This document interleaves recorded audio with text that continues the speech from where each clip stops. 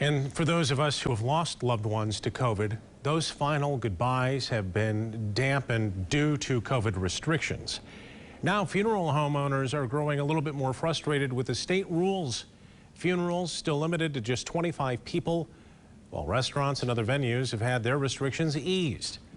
New at 6. News 8's Heather Walker is taking those concerns to the state.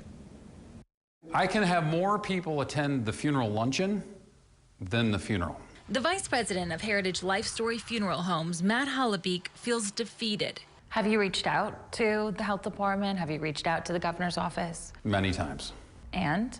No reply. And it's hard for him to explain to families who are grieving. Yeah, I have no idea. I had no idea that was still the case for you guys.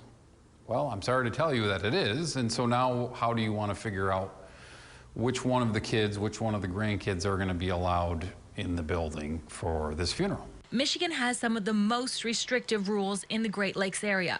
Minnesota allows 50% capacity. In Illinois, you can have up to 50 people. Indiana, 250.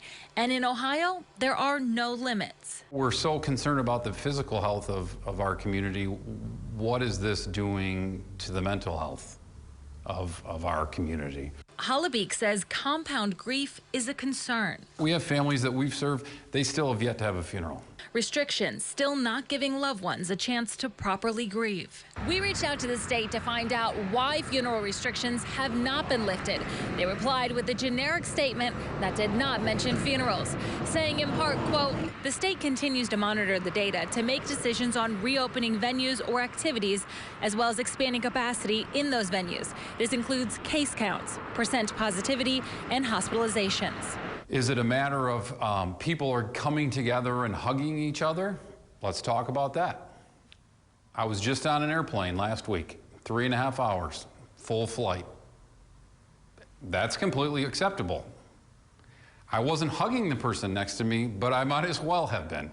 Hollebeek says he's willing to take whatever precautions are needed to increase the number of people who can attend a funeral. We just want a discussion. Can we talk about it? Can we work on it together? In Grand Rapids, Heather Walker, News 8.